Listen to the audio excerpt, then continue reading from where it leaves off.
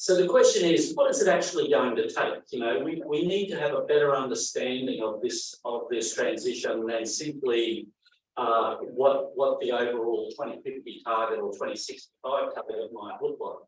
And what are the right intermediate goals, right? Where should our investments be prioritised? What are the right policies for the next 5 years, 10 years, 20 years? And what trade-offs should we be considering? Because there is no pathway to net zero that doesn't involve some consequences. And so trade-offs are really part of the question. So what I'm going to talk to you today about is what we did in the US, why it's different, right? So the first question you should ask yourself is, so why do we need another model, right? We have any number of models, so why do we need something new? So I'm going to show you what's different. Second thing, after the US demonstration, I'll give you a very short update on Australia, which is coming to a finish. And then we can talk about what we think might be required in Thailand to do such a study. So the image on the right-hand side there is the report cover from the Princeton Net Zero America study. This was really kind of a first-of-a-kind study. The highlights are that we hit multiple pathways, right? So we recognise that there are so many complexities and uncertainties. We cannot know the future costs of all the technologies. We cannot know what communities will accept. We cannot know how the early mover private sector might mobilise capital in certain directions. And therefore, we created 5 pathways that reflected different possible pathways to net zero. We often get asked, which pathway is best? Which pathway is the right one? And our answer is we have no preference. The best pathway to net zero is the one you can actually achieve given technological, social, political, and environmental consequences.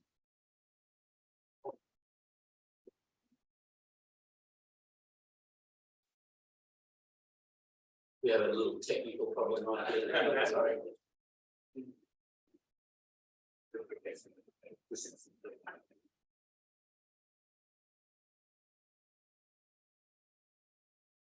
Okay.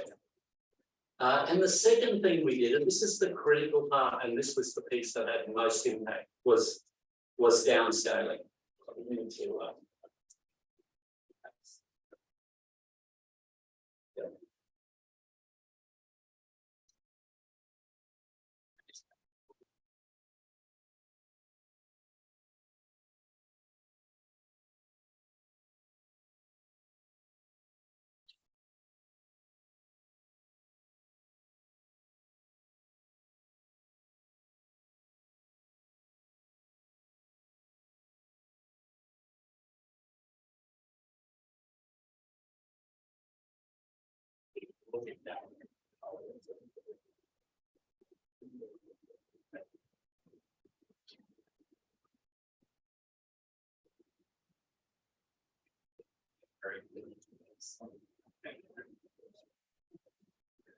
Okay, that should disappear shortly.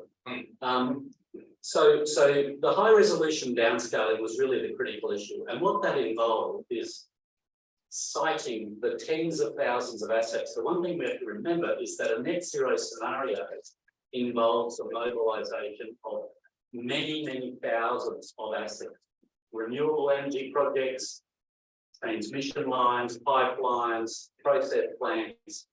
And so we actually cited all of those assets at a 4 square mile radius on a map of the US, taking into account social and environmental constraints. That report was released in December 2020, right before the Biden administration took office. And so it turned out to be that this report was highly influential in the Biden climate policies, and we'll talk about that. It's also happened that the report has inspired studies around the world. So initially in Australia, and more recently in India, Brazil, and we're now trying to advance a project in Thailand. And I would like to acknowledge and thank our friends at SCG Group who have been sponsoring and really helping us to get this started. Just a bit of a timeline. So we started the project in November 2018. we produced the report in time for the transition to the administration of Joe Biden to the US. The report had a huge impact. So very unusually for a university project, we received incredible media coverage. So we were the lead story and cover story of The Economist, the New York Times, the Washington Post, the Guardian. We did something like 300 briefings for radio, television, every level of government in many states and the federal administration, the financial institutions and corporate boards. So the level of uptake and engagement that we received from both government, the media, the financial sector and the corporate sector was really quite amazing and has been a feature of this and why it's had so much impact. In the early part of this year, or last year I should say, it got passed into really the principal US policy on climate and energy. So firstly there was the Infrastructure and Investment Jobs Act. Then there was the Build Back Better Act, which didn't pass both houses, but later came in the form of the Inflation Reduction Act, and then more recently the CHIPS Act. So you know, the importance of this study in terms of how it's influenced both the private sector investment trends, but also the government has been really quite fundamental. Talk briefly about the tools. Essentially, we build our scenarios on 6 pillars of decarbonisation. The first 4 are energy and industrial sectors, and this is where the modelling is really focused. So we have productivity, so that's end use, efficiency and electrification of end use. We have the clean electricity sector, which is wind and solar, but also firm generation. Those sources of power that is always on demand for times when the wind is not blowing or the sun is not shining, along with transmission and storage. And so that's quite critical. Not only do we have to expand the power system over 30 years to reach an emissions target, we have to make sure we maintain energy system reliability. The third one is clean fuels. We never get away from the need for fuels, and so we source clean fuels from bioenergy, hydrogen, and other synthetic fuels that are either based on hydrogen or some other derivative. And then finally, CO2 capture, utilisation and storage. So CCS, it turns out, is critical in all net zero scenarios. We could not solve the net zero pathway without CCS. And yet CCS remains controversial. You know, not everybody is willing to accept it right now. And it's not always doable in all countries. The last 2, 5 and 6, are reduced non-CO2 emissions and enhanced land sinks. So these are really associated with the land sector and the agricultural sector. Methane from cattle, methane from rice farming, and then forestation, reforestation, etc., along with soil carbon enhancement, which comes from agricultural sector as well. So the bottom 2 are through expert elicitation. We can't model those. And then the top 4 are through the complex models. The modelling framework is really based on 4 activities. The first 3 are typical of macro scale models. We start with a projection of demand. So at a geographically resolved area, we are projecting the demands of final services. So this is not energy services per se, this is things like mobility, heating and cooling on floor space. So we have to project the population, the economy, we have to make projections about living standards and how much housing area per person, etc. What is the level of uptake of refrigeration, air conditioning, heating, etc. And so that is done at a very granular scale. In the case of the US and Australia, being mature economies, it's quite easy, right? We can project those based on recent history. In the case of developing countries like Thailand and India that we are working with now, the future demand scenarios are much more uncertain. And so we are likely to have to run multiple scenarios to reflect different economic growth rates, different economic structures, different standards of living and behaviour at the household level. The next step is to allocate the demand side carriers, the technology choices that will deliver those services. So it's, for example, on vehicle miles travelled, it could be gasoline, or it could be electricity through EVs, or it could be hydrogen through hydrogen fuel cells. We do that across all the different sectors, and we work out what are the carriers that are needed across the country, be they fuels, electricity, heat, steam, etc. The next step is to optimize the supply side to deliver those carriers. So this is basically a cost optimization that minimizes the cost of delivering the energy services you need over time while achieving an emissions reduction profile. And then finally, we get to the downscaling. So the downscaling analysis was the first of a kind, right? So essentially, we start with a broad, perhaps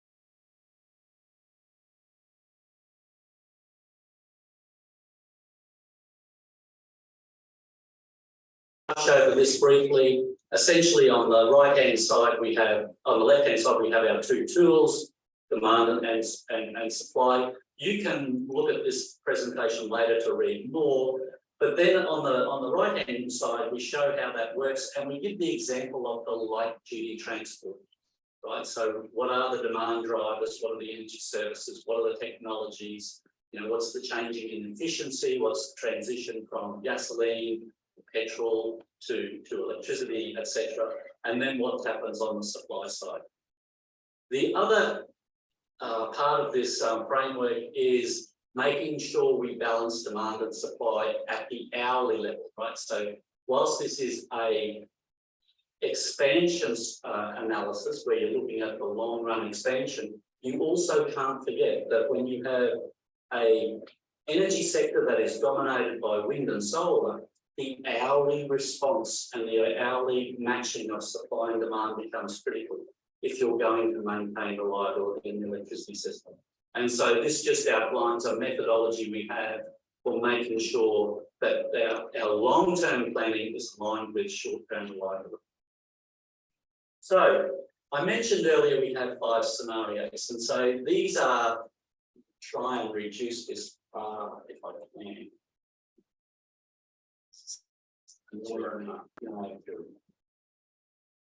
It wasn't there before, but anyway, that's all right, we'll deal with it. Okay.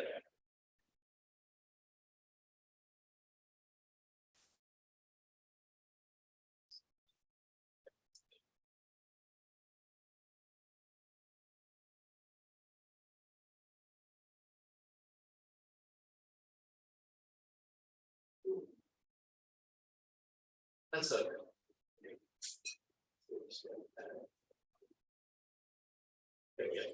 So if you look at these five scenarios, so on the left-hand side, you see the reference case. Think of the reference case as a business as usual, right? So in the absence of any new policies to limit emissions, the US would have reduced coal and increased natural gas, and it would have increased some renewables. But ultimately, the energy mix would not have changed very much.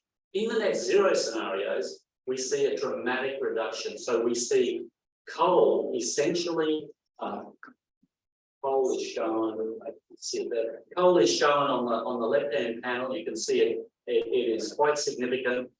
Coal disappears in the first 10 years of the scenario. Oil and gas reduces by anything from 50% to 100%, right? So it's a major shift away from fossil fuels to renewables. There are really three key renewable resources that play. The first is wind and solar. That's the dominant, and all of those scenarios you can see have a big expansion of wind and solar. But if we look at the two scenarios, the two net zero scenarios that you see first, these are demand side scenarios. So the first one is a high electrification where you get almost complete penetration of transportation and building heat and cooling with electric forms. And you see there that you get quite a strong response from wind and solar. That's the blue and the gold. The green is bioenergy, the orange is nuclear, and then the grey is natural gas, and the last browny colour is oil.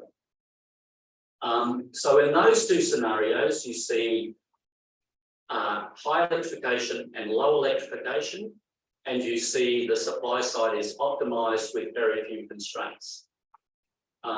So we still keep nuclear, we still keep oil and gas, but we are much more heavily reliant on wind and solar and biomass.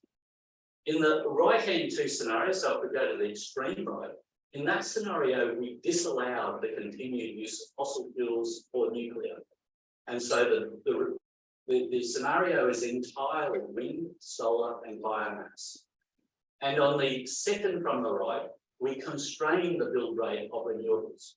We constrained it to about 1.5 times the fastest year we've ever built renewables in the United States. And you can see in that case, we need a lot of nuclear and a lot of natural gas with CCS.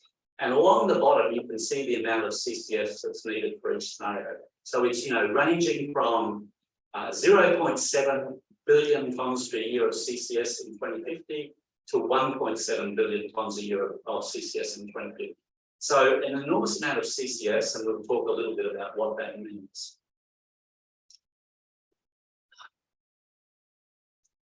Okay, so we'll talk a little bit about some results and implications. The first one I'll focus on is the demand side. So this is the first pillar, if you remember, demand side productivity. So that's electrification and efficiency. And essentially, we get quite a dramatic improvement in productivity. So this is the reference case on the left and the two demand scenarios on the right. That large blue wedge is the role of electricity, and you can see a big expansion in electrification. But you also see a large reduction in the peak, right, which is the use of fuels and natural gas. To give an example of what it means is you're essentially completely electrifying in E+. You're fully electrifying the light-duty vehicle fleet. So in the US today, we have about 2 million electric vehicles. This scenario would require that to expand to 300 million electric vehicles by 2050. So it's a dramatic change in people's behaviour and people's purchasing decisions. And so we have to put in place the right policies to enable that. The second one I'll talk about is the electricity sector. The electricity sector plays a huge role, and you can see the total electricity generated in the scenarios increases from about 2 times to as much as 4 times. The 4 times expansion in electricity generated is for the 100% renewable scenario on the right. You can also see that wind and solar dominate across most pathways. So that's the blue and the gold.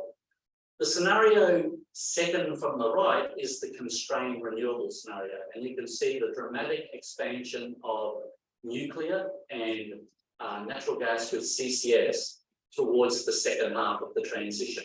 You still get quite a large expansion of wind and solar, but mostly you get a very large expansion of nuclear and CCS. Now, these kind of analyses are typical of what most macro scale models can do.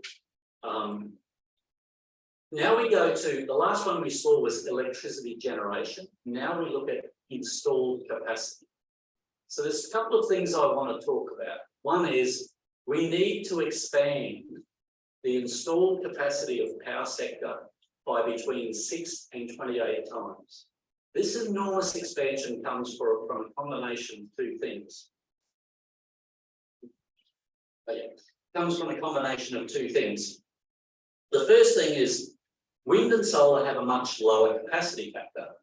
And the second thing is that capacity is not always matched to demand, right? So you need a lot more, you need to over-generate to be able to store, and you need to produce synthetic fuels to be able to back up the generation at night. So what you end up with when you look at 100% renewables is you end up with more than 6,000 gigawatts of capacity. That's about the entire global power capacity today in the US alone. And of course, it is a 6.5-fold increase in capacity, so enormous. The other thing that you observe is the bottom, those the nuclear, the grey, the brown sectors, and the pink sector. These are firm generation options, right? So these are the options which are always available on demand. So it's not advancing now.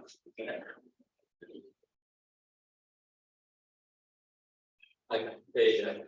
And so you can see there that the amount of firm generation is consistent with the current status, and it stays roughly the same across each scenario. So despite all of the available wind and solar, we still need to maintain the same firm generation fleet. Hydrogen. So we know that a lot of countries and companies are talking about clean hydrogen.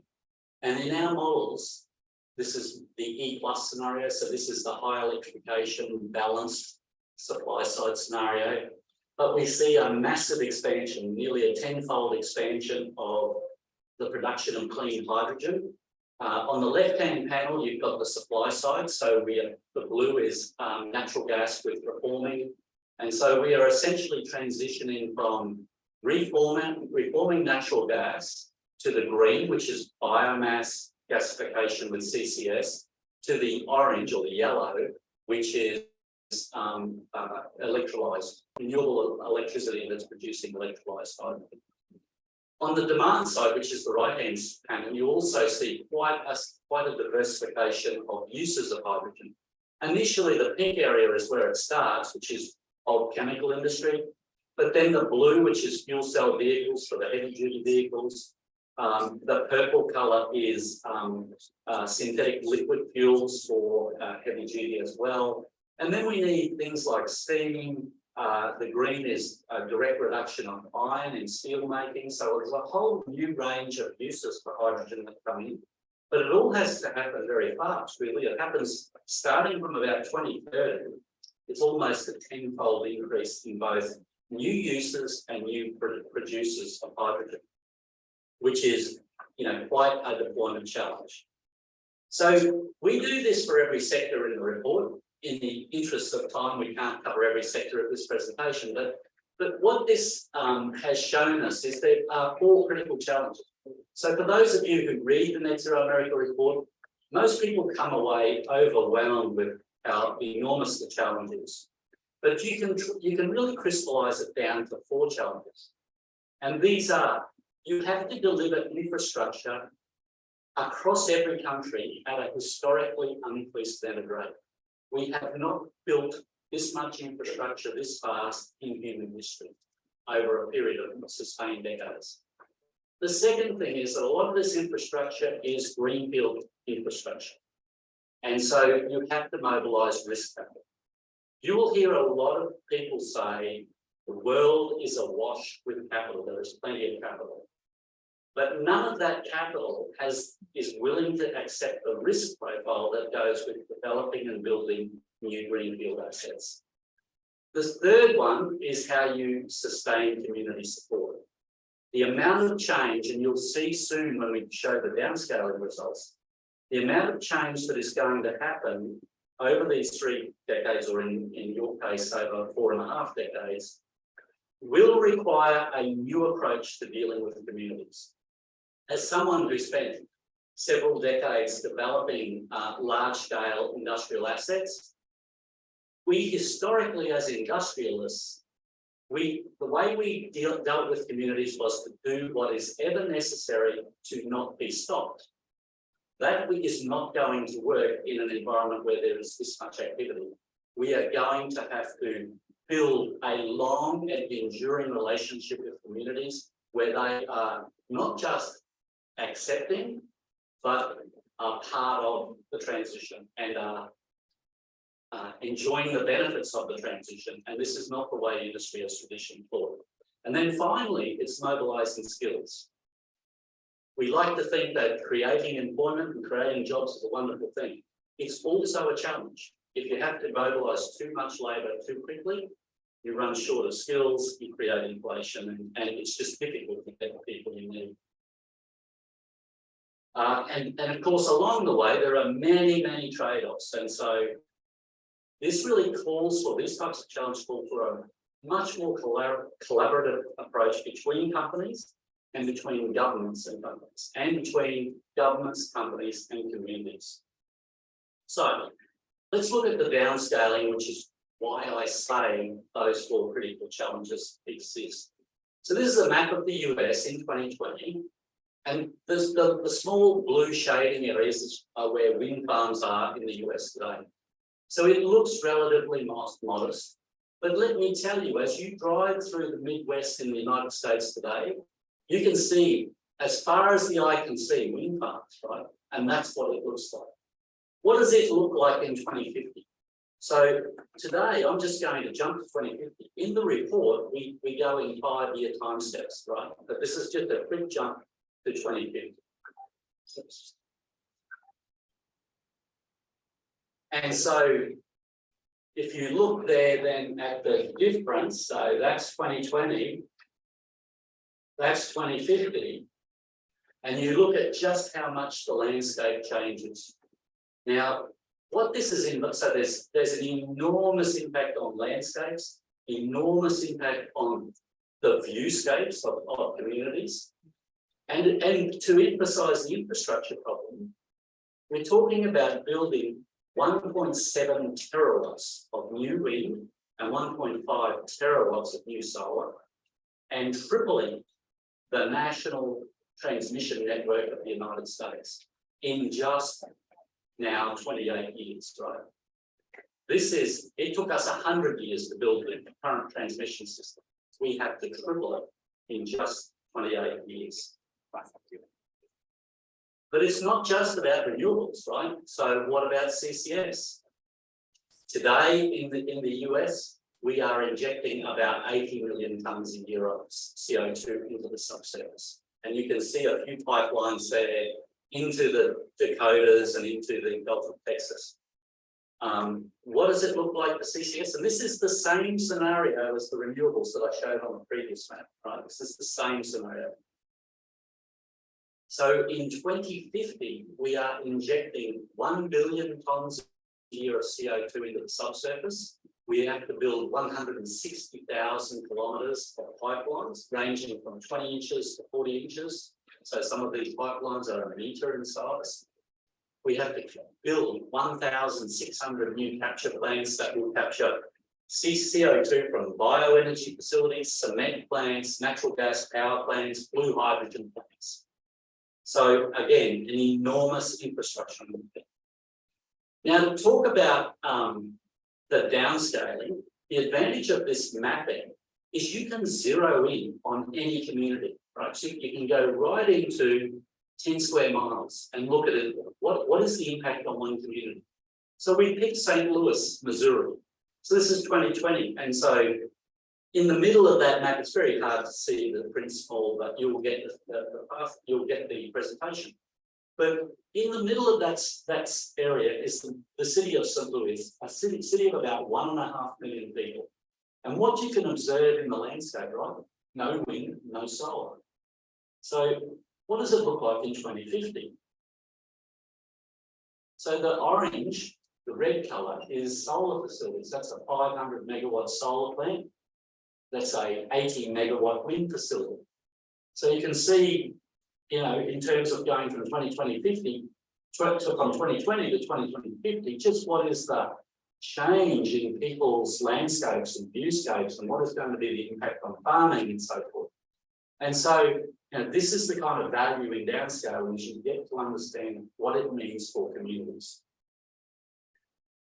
The other thing we want to talk about is cost, right? So, what is going to be the cost of this scenario? So, what we find is that for each of our scenarios, and this is a map, an image of the energy system cost, the cost of energy services as a percentage of GDP. And you can see that in 2020, which is where the red dotted lines are, it is around this, that's the current level that we had then. And throughout the net zero transition, the cost of energy services as a percentage of GDP need not change very much. There's a bit of variation between the scenarios, but be careful because they're obviously scenarios are all based on assumptions.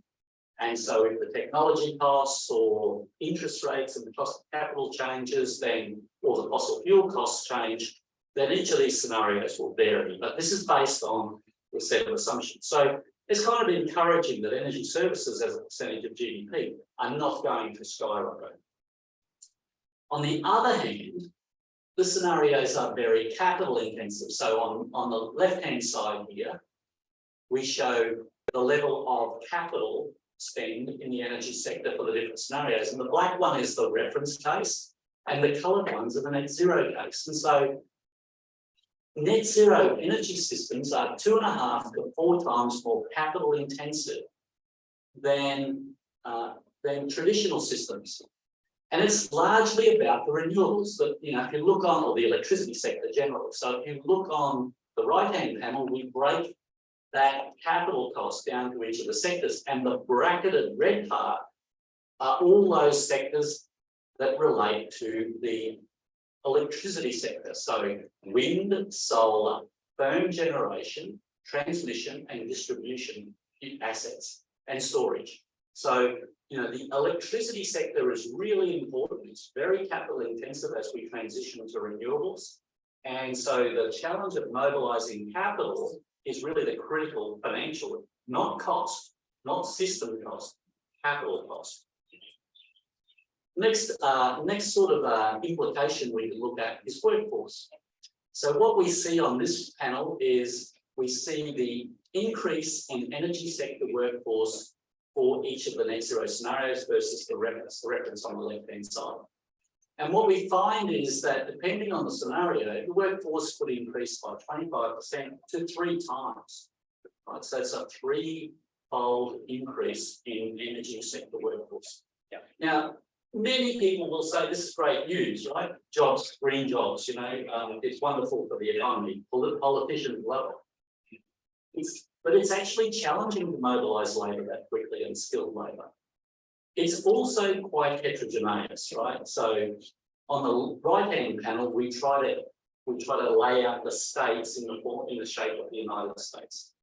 And when you look at this report in detail, what you find are in certain sectors, certain states, certain counties, you can get dramatic declines in workforce in a very short time, right? So you can see in West Virginia coal counties, workforce can halve in just 5 years.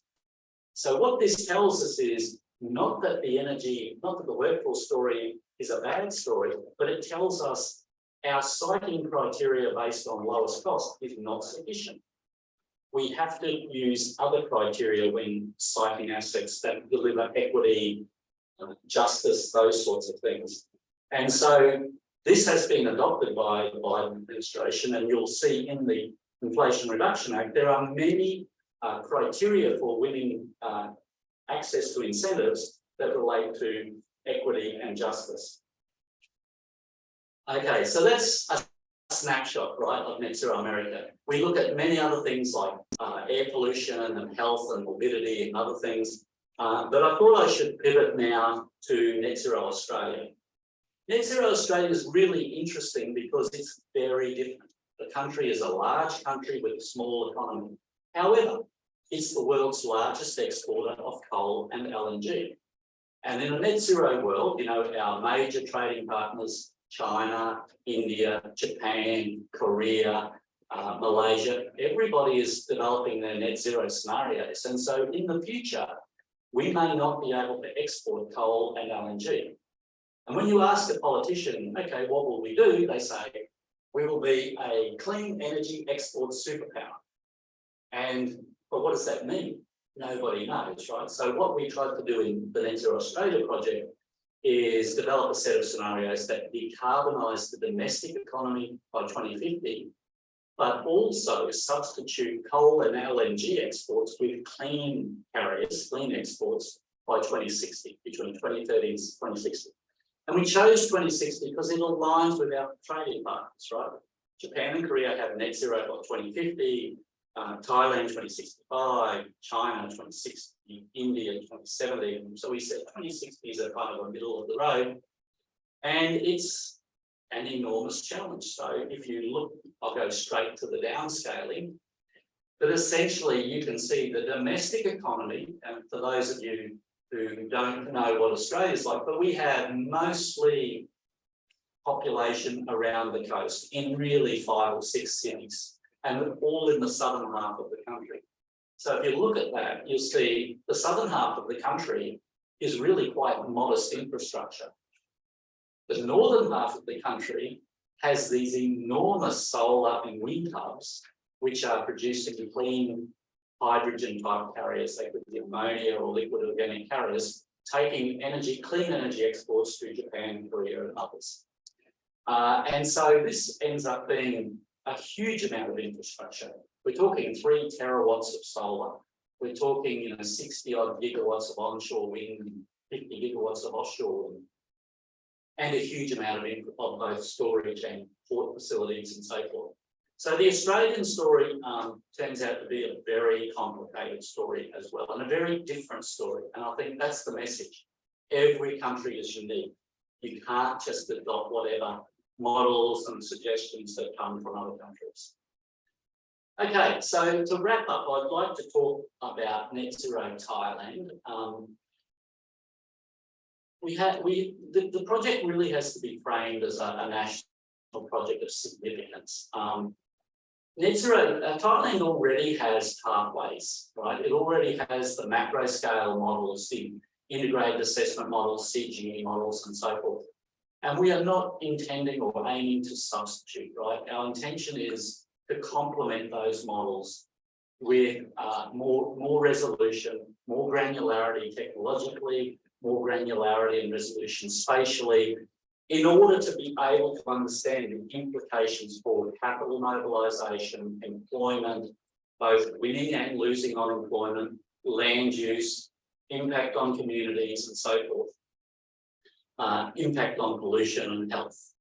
Now, our experience so far is that there is very rarely one university that can do such a project. Princeton, we didn't do it on our own, right? We led it, but we used partners for particular expertise. So we don't have strong expertise in agriculture and forestry. And we think that perhaps Chiang Mai University has stronger expertise in that area. UOB obviously have a very strong economics group, engineering group, but there will be areas of expertise that sit in other universities, and so it needs to be a collaboration. We will need the majority, I think, of 2023 to do a couple of things. One is identify where the data is, right? So in the United States, the data is very transparent. It's publicly available at a very granular level. In Australia, it was less so. It was good, but we still had to go searching and access data. Our experience in India so far is that the data is often very tightly held by certain government agencies. And our experience in Thailand so far, limited experience, you people will know much better about Thailand than me. But I think that, again, some of the data is either missing or tightly held by certain government agencies, and we have to find a way to access that. And we need, you can see by when we look at those maps that we talk about, there's an enormous amount of very granular data that we need access to. Because when we do those maps, we don't just look at the resource value of the energy, right? We are looking at population density, current land use, culturally sensitive regions, existing infrastructure, environmentally sensitive areas. So we have about 50 or 60 screens that actually go over the top of the resource, which excludes certain areas from siting.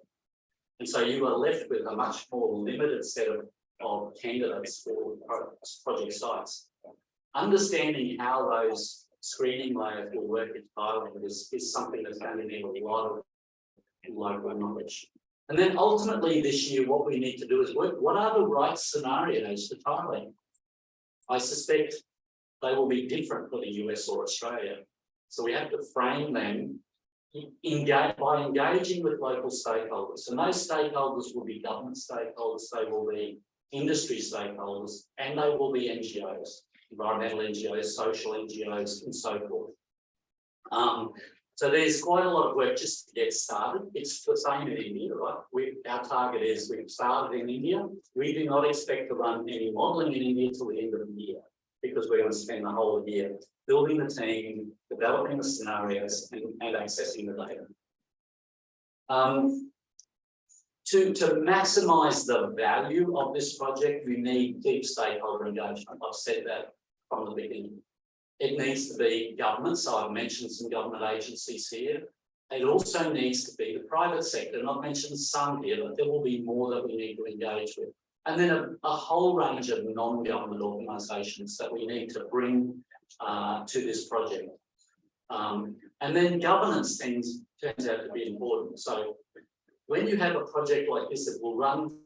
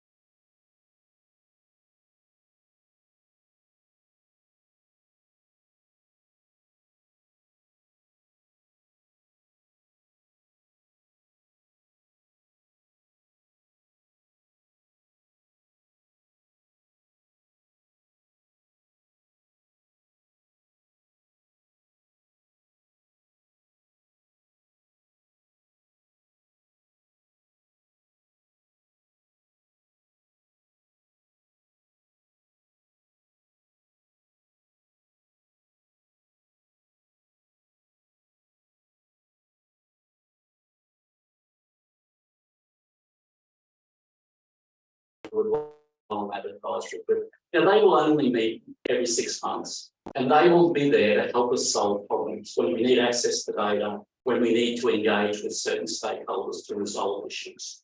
The interesting part about these kind of governance bodies is there will be a lot of disagreement. And so, as the research team has to make it very clear, we are independent. We are doing the work. We listen to their advice very closely, right? We take it very seriously, but we can't be bound to follow it, because we will have certain social and environmental NGOs that have a very strong view, like no CCS, for example, or no biomass, and then we'll have other industry stakeholders that have a very strong view of the opposite direction. And our role is to find the middle ground. So that is kind of the end of the presentation. Thank you very much for listening, and I would welcome questions and criticisms and suggestions and everything. Thank you. Okay, thank you very much. Can we give an applause to the presenter? During the presentation, you see a lot of data and the slide. Perhaps we could distribute the slide afterward to all the participants. At this current time, I would like to invite anyone who has the questions or the comments about the presentation that just has been made. If you have any questions, feel free to click on the microphone and then ask, please.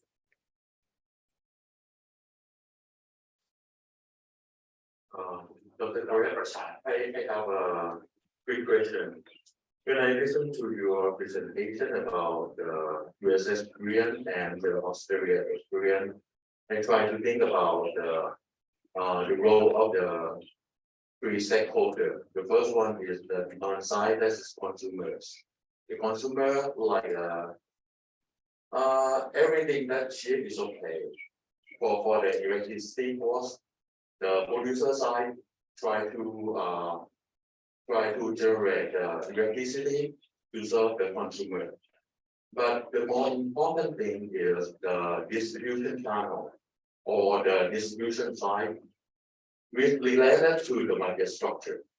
I think in the US, they try to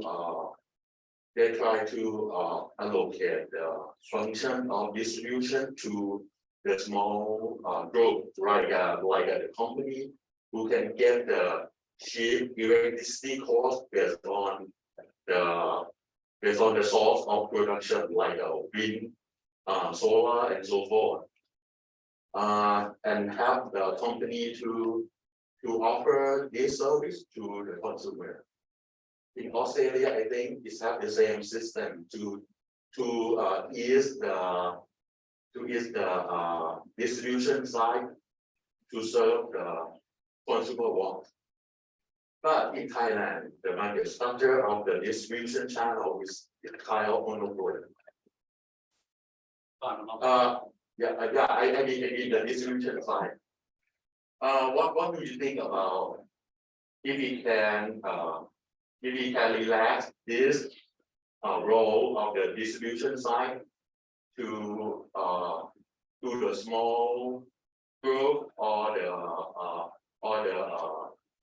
potential that can use the distribution of the electricity. This is good for net zero. So I think the question is related to, in Australia and the United States, the distribution of electricity. And remember, electricity is an important carrier, but it's not the only carrier. Is really run by the private sector and by a competitive market in the private sector. And in Thailand, it's a government-owned model, essentially. Yes. Per se, there is no problem with it being government-owned, and in fact, there are some advantages to it. So in the United States, for example, for Net Zero America, the amount of capital that needs to be invested in distribution and transmission infrastructure both is an enormous amount.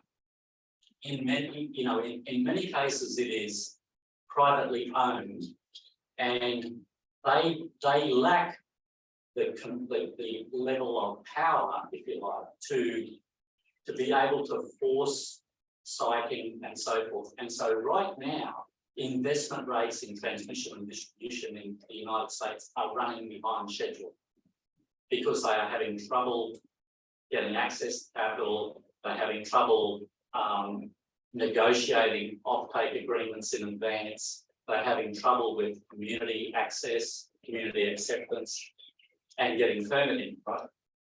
So to some degree, government ownership of that kind of infrastructure, when you are in a rapid transition, has some advantages, well, because the government can exercise a level of power that the private sector can't.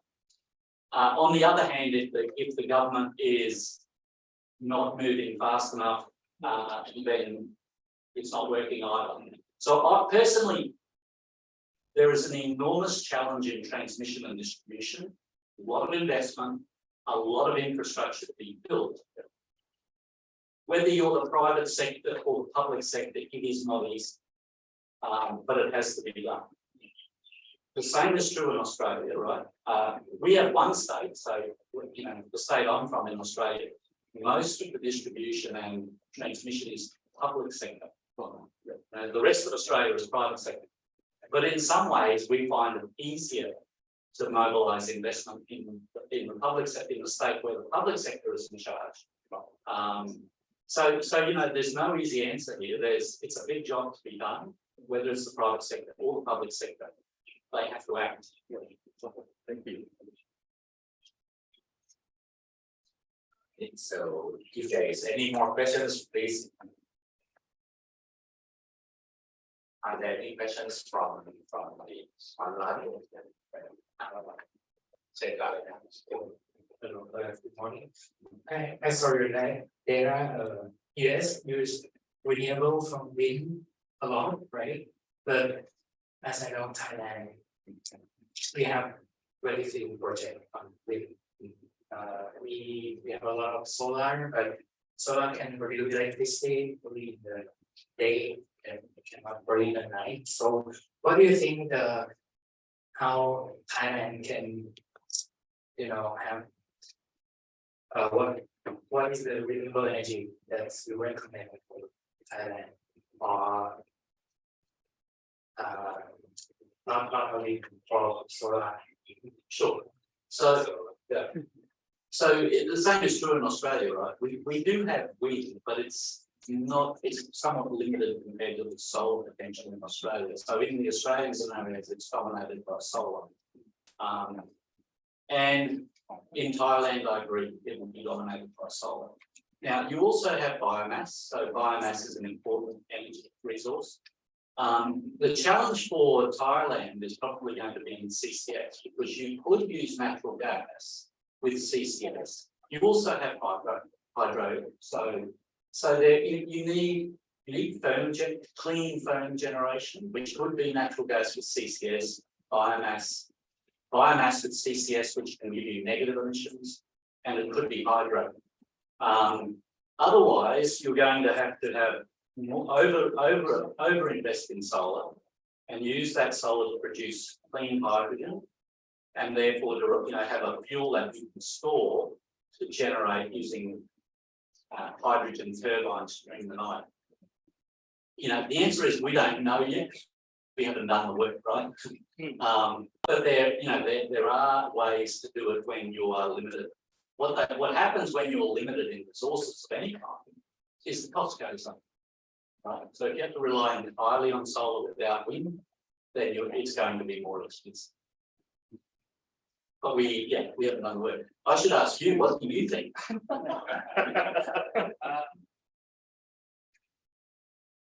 think we have heard now we have a lot of progress on nuclear fusion. So maybe in the 20 or 30 years later, we can use nuclear fusion. Right? Instead of fission. Maybe.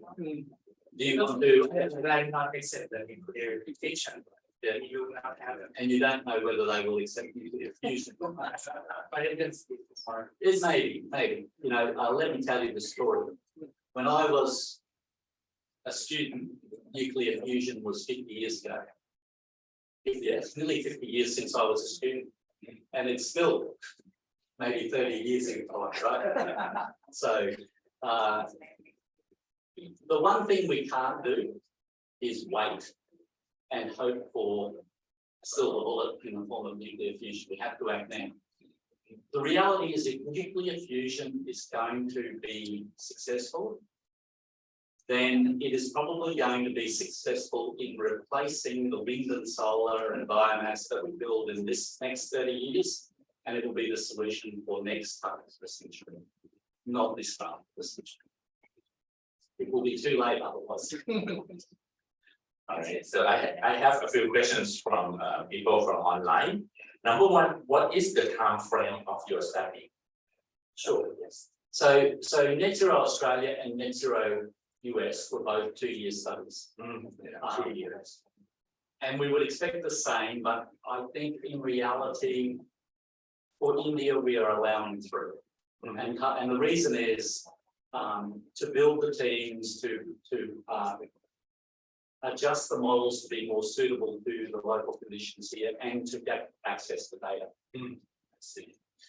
The next question is how can you ensure that the government and the private sector would prefer to implement the proposed plan that we have made because that is pretty difficult to drive because it involves a lot of stakeholders and also loss and profit to their current business.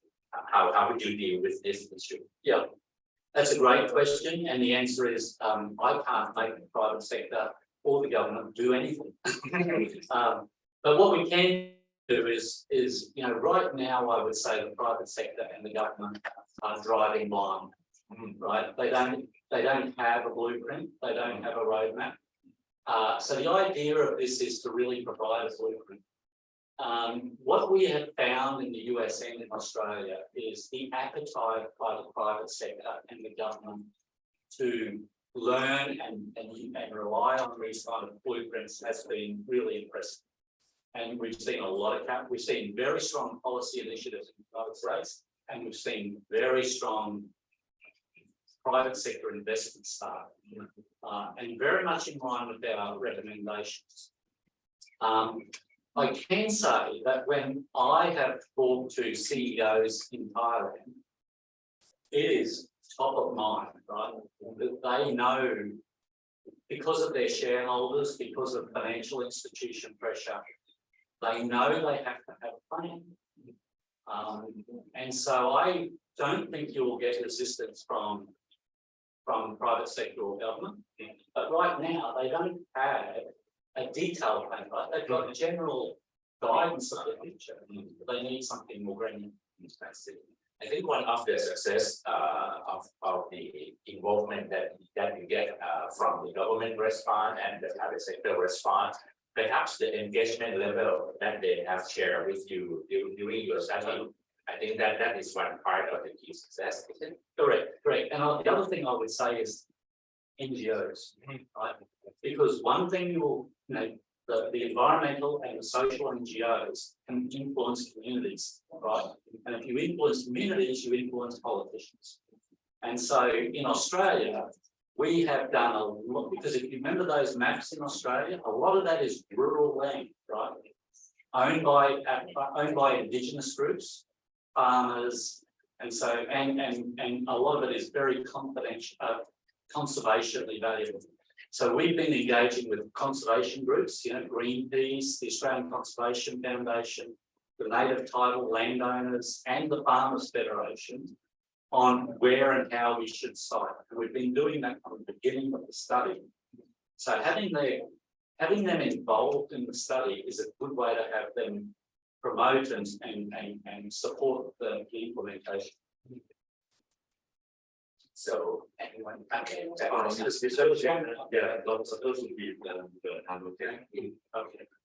Thank you, Professor, for coming and sharing your experience with us. I'm from NSDA, and my question is short. In your opinion, what is the most critical success factor to meet the net zero in US, Australia, and Thailand? So I put it down to those four critical issues. If you remember those, you have to build infrastructure at a unprecedented rate. So we have to prepare for that, which means policy. Second thing is we have to mobilize risk capital, which means we have to engage the financial institutions and the international financial agencies. Third one is community support, right? The amount of impact on communities will be incredible. So we have to have a new social compact with communities. That will mean likely that communities have to benefit from these projects, be it not just through jobs, right? They will have to benefit through ownership, through land leasing, income. We have to find a new way to engage them that will be much more sensitive with communities than we have. And the second thing is skills. Now, the unprecedented expansion in human capacity to deliver this infrastructure, that's going to mean engineers, it's going to mean installation workers, it's going to mean environmental officers, It's going to mean regulatory capacity. So we need to educate and build the capacity of the workforce. In Australia, because you mentioned Australia, we are a small country, right? The total population of Australia is less than Bangkok. Right? And yet we have to build more infrastructure than the United States. So in Australia, it's not education policy alone, it's immigration policy, right? Because we are going to have to import workers if we're going to deliver net zero. So, you know, that's the advantage of the downscaling and working out these socio-political implications and this and employment, things like that, is it actually informs where government policy has to be directed in order to create the enabling of this. That's the critical, those four critical issues. And I think we haven't done the work in Thailand, but I think those four critical issues are going to be everywhere. Maybe there are more in Thailand. Thank you. Perhaps อาจารย์ก่อนแล้วกันนะครับเดี๋ยวตามด้วยเลยนะครับ Yes, as you said that the transition to the net zero have to like a lot of effort on the capital, and I think US have and do that. And I heard many CEO and government sector in Thailand said, like we are in the developing country and include the cost benefit analysis in this study to make sure that this investment is fit with the business aspect and the national economic aspect of the country. Because as of now, I have talked to many corporates and they said, yeah, I know that it have technology, they have like the way, but when is the return? So maybe they can only say and have the concrete plan because they don't know when they can get the return. Because right now, I think the situation is everyone wants to do, but is it have many risks to take the real concrete action? Sure. You know, the private sector can't do this without policy support, right? So the public sector has to recognise, and remember, it's not me that made a commitment to net zero by 2065. That's the Thai government, right? I'm not, whether that's a good thing or a bad thing is not my business, but that's your government. The private sector is going to have to be a part of that, right? If Thailand can't deliver net zero by 2065 if the private sector isn't investing fully. So therefore the government is going to have to provide the policy incentive. We can advise on what they should be. But ultimately, even with policy support, mobilising risk capital is not easy. And it's even harder here, right? So in the US, despite the Inflation Reduction Act, which has very strong incentives, capital is flowing at about 1/2 the rate it needs. There's not enough capital flow. In Thailand, there is a higher risk profile on capital. And so it's going to be even harder than one. And one thing I say is that the foreign governments, Western governments, are going to have to find a way to help de-risk and accelerate the flow of affordable capital in developing countries. Now that's not going to be easy, but if the world wants to achieve its net zero goals, there's going to be a lot more assistance. Do you think the carbon credit market is the way out for like maybe like the developing country to get some support from the like more resources country? I'm not such a fan of the carbon credits.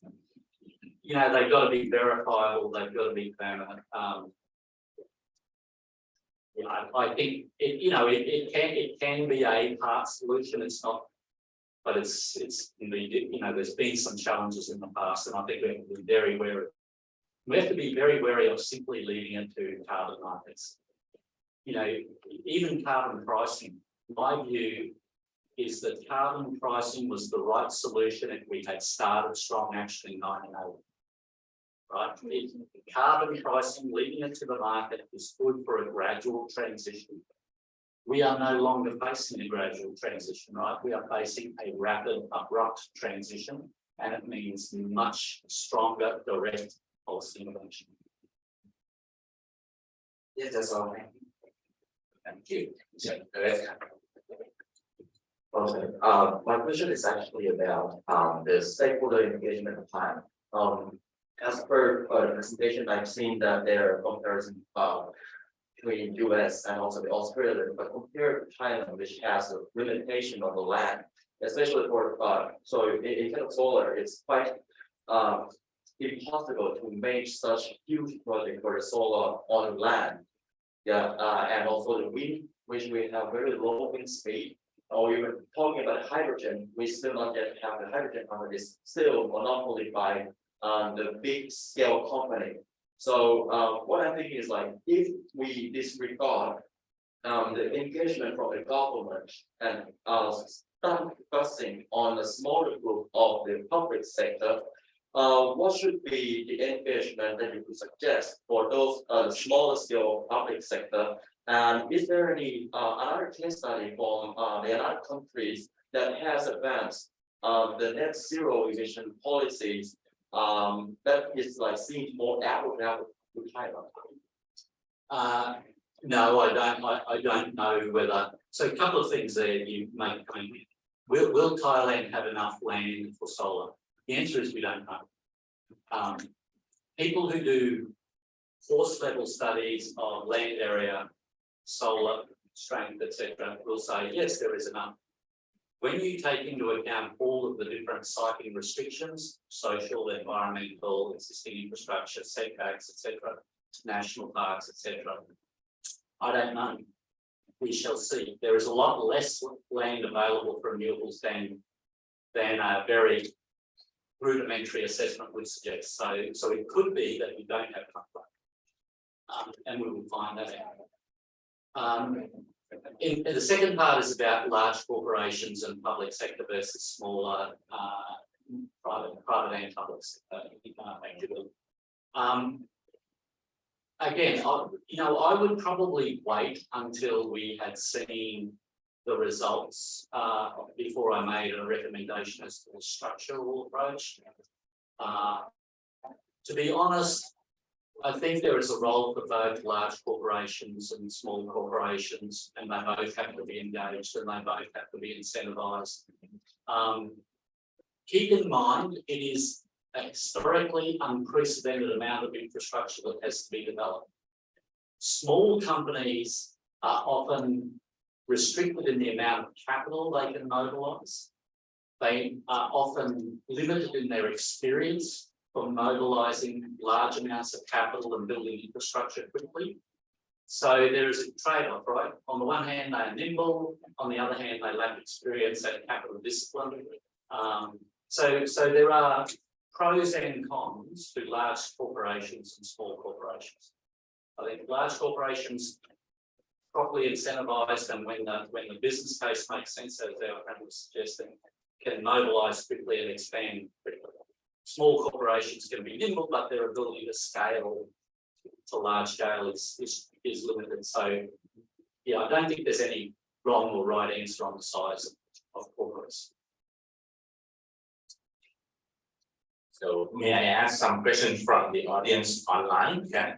This question is when compared to the US or other developed country, do you think is it easier or more difficult for a country like Thailand to decarbonize? Which one is more challenging? I think it's more challenging in developing countries. I think because of the capital intensity and the higher cost of capital and the limited flow of capital, this probably makes it more difficult.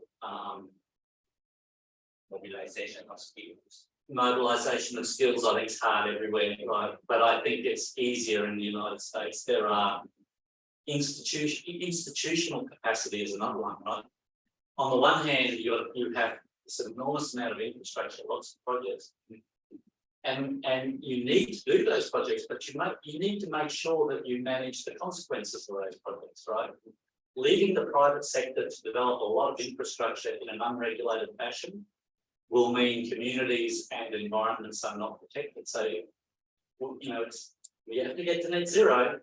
We also have to protect our environment, protect our communities. And so, I think regulatory institutions, capacity, I think human building of skills, mobilisation skills, and the mobilisation of capital probably all point me to say it will be harder in developing. And so, are there any other questions, please? Observation. Yes. Can you speak a little bit? Only in the keyword that you share in the every country language.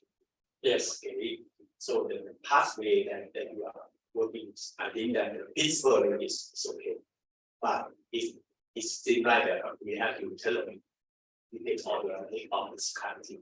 Okay, the question for in this, I think that everybody has really clear question. What I think is how can we make the single pathway and how can we implement? Okay, many challenges is the government side or the private sector. Surely, difficult thing is the government side. This issue is not it's one big.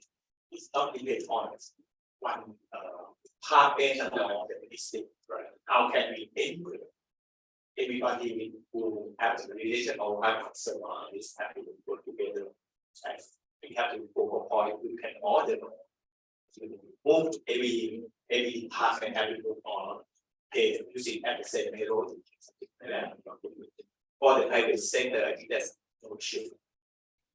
For the surviving or competing, they have to do it in a local try. And it's quite clear that you mentioned related to the people.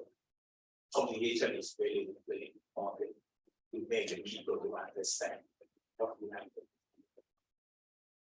Net zero is not you have renewable energy for yourself. The living cost is not a simple maybe in the future you have to pay with the higher information to serve them. This is challenge And if I could just say, like some of the questions you asked, the answer has to be right now, I don't know, right? Because that's why we do the study. If we knew the answer now, we don't need to do a study. And you were so right. The one thing we can be sure is don't follow what we did in the US or Australia. Thailand is unique. India is unique. Vietnam is unique. And we have to do the work based on conditions and the behaviours and the social environment here in Thailand.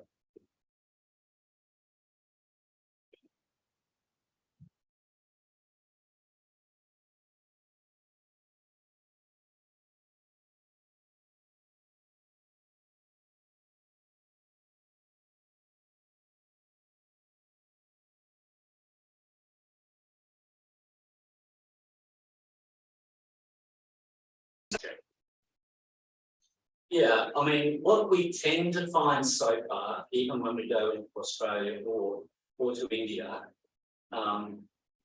the local universities value our support, right? And typically we are, so in Australia, I was there during the COVID pandemic, and so I probably spent 30% of my time, and I was teaching in Princeton online, right, in the middle of the night. And in the daytime, I was working on Net Zero Australia. And I probably spent 30% of my time getting the Net Zero Australia started for the first year. For the next year, I'm spending less than 5% of my time because the team is globally completely run. And so, I think there are some techniques we have, like the downscaling techniques and just helping you think through the scenarios. At the end of the day, they must be your own scenarios for Thailand, but from our previous experience, we can help you think about what issues are involved and help solve problems. And we will be involved as much as you need us, right? But ultimately, we're here to help, not here to do. I see. So in this room, I believe there are so many participants from many research center and excellence center, and some of them might be interested in to be part of the project or even set up a research team 1, 2, 3. In the future, if we have a chance, we might call for a meeting, especially at Thammasat or around Thammasat community. So that many parties, both government, NGOs, and the people in the other university can join the structure that you have suggested. Sure. Sure. Yeah, thank you very much. I think there is no doubt that this, I think we can say that is a mega project considering number of people involved and problems and challenges that need to be solved. Of course, this is will be a very big impact research project, to the society. But on the other hand, how about as I'm the vice rector for research, and how about for example, the academic paper, such a high impact paper that can be produced, from this project. Is it possible? And also, what are the role, of each research project? How the green part of the framework would be considered? For example, for others using this project. Thank you. Yeah, very important question, especially for young academics. So I'm an old academic, and for me, publishing is no longer important. What's important for me is changing the world. However, all I do is net zero studies, right? But in the last year, I would publish 10 papers, 2 in Nature, 2 in Joule, 2 in Energy and Environmental Science. So all in high impact journals. Some of them directly related to the net zero work. So it's not incompatible with high profile, high impact journal publications. The challenge is finding the right questions to ask and targeting the right journals. What is the potential of publishing in economics journals? I don't know. I'm not an economist, but I think there are. The way I describe the net zero studies is it provides a blueprint for policy and industry to some degree, but it poses as many questions as it answers, and new questions for research. And that can be social science research, economics research, business research, engineering research. So I think there is no shortage. That's the first question. Second question is, how do you organise the research team? What are the activities? So there are several ways we did this. So to begin with, we organised the researchers in terms of the key pillars of decarbonisation. I might try to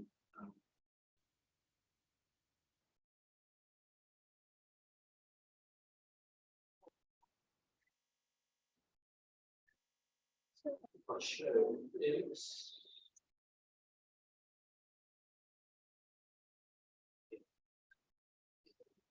You can see this thing.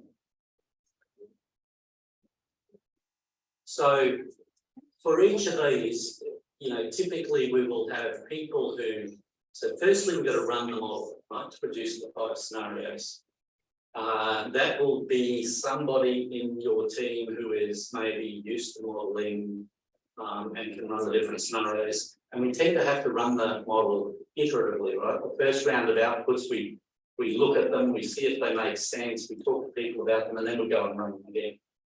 And then we have to do the downscaling, right? We have to extract things like how much infrastructure is built, where does it get downscaled, what is the costs and so forth. And we tend to divide that up into the 6 pillars, right? So experts in forestry work on the last one. Experts in agriculture work on number 5. Experts on CCF work on number 4, and so on. And then we will have people who are interested in capital. So at Princeton and for the Australian project, I do the capital mobilisation because it's really interesting. I like finance. Other people will work on the land impacts and the downscaling maps. Other people will work on, for example, the popular employment or the health impacts. Right? So everybody will find the different experts fit to a logical framework. There's no shortage of work to do. And often you ask new questions. So, you know, from going from Australia, from the US to Australia, we introduced so many more research. So things like biodiversity, threatened species. So the environmental implications in Australia are more highly thought of than they are in the US. The US has done so much damage for 300 years that it just didn't get the same attention. In Australia, the environmental impacts, biodiversity, threatened species, the native title, land ownership, right, where the Indigenous people live, all of those things.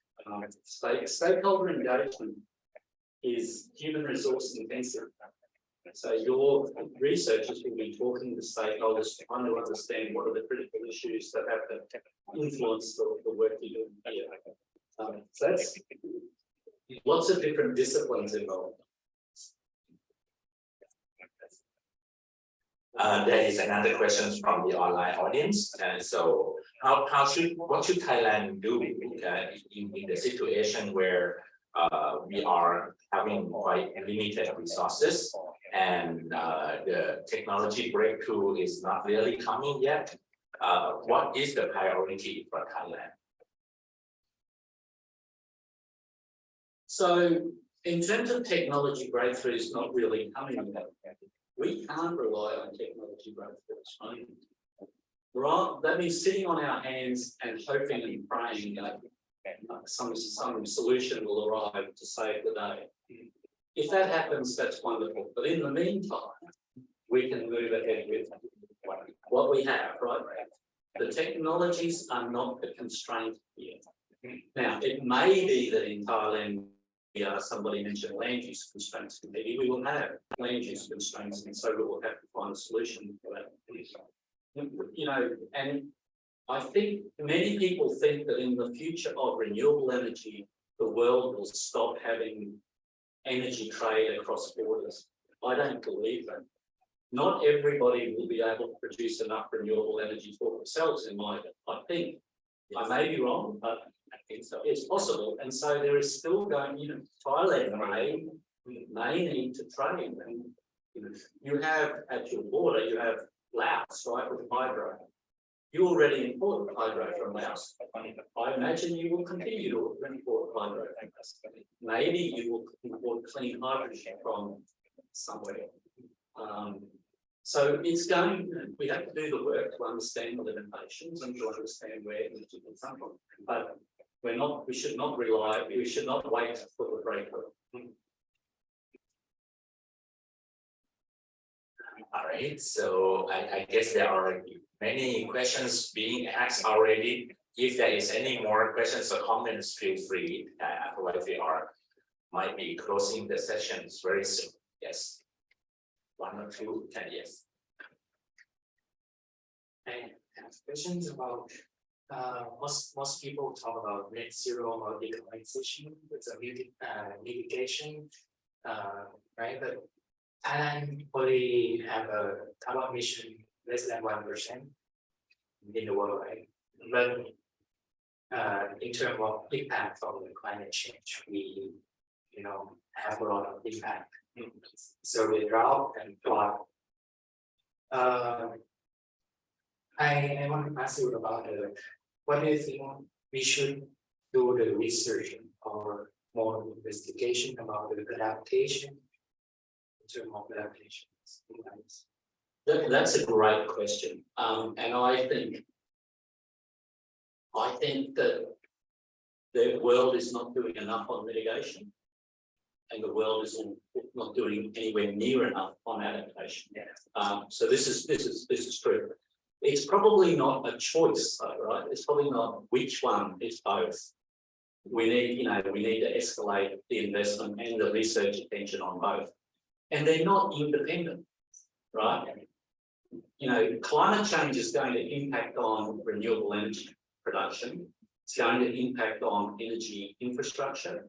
And so, if you consider that Thailand is a very vulnerable place to extreme events and climate change, that's probably something we should be taking into account in the scenarios, right? When we do the downscaling, we should start thinking about climate scenarios. And so does that restrict where we build certain assets in the future? Does it change the cost of the assets? They need to be more, more strong and more robust. So yes, so it's a great question and it's very important, but it's not either or, it's together. And it's true elsewhere too. Where I come from is Australia, which is it's already the driest continent on Earth, and it's getting drier in some parts and getting wetter in other parts. Good question. Okay, so I think we come to the end of the sessions, and we really appreciate the participants and especially Professor Dr. Chris Gregg, so that give us all the wonderful presentation and the insight, especially the light toward our future collaborations in terms of research and also making the plan for Thailand Net Zero 2065. And so we hope that this is the cornerstone of the collaborations, and at the end, we might have a very good blueprint for the Thai government. So thank you again, and please give a round of applause to Professor Gregg.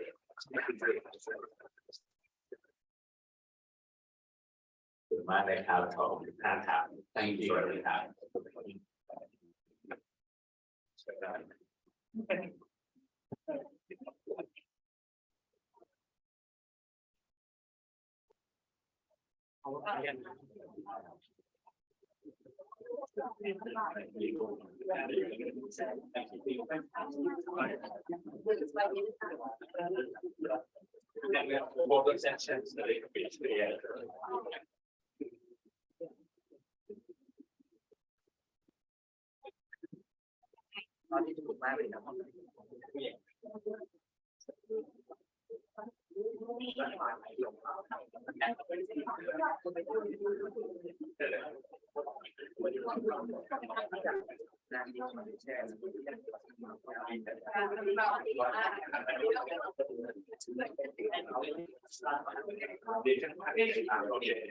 When you realize that you're always being photographs.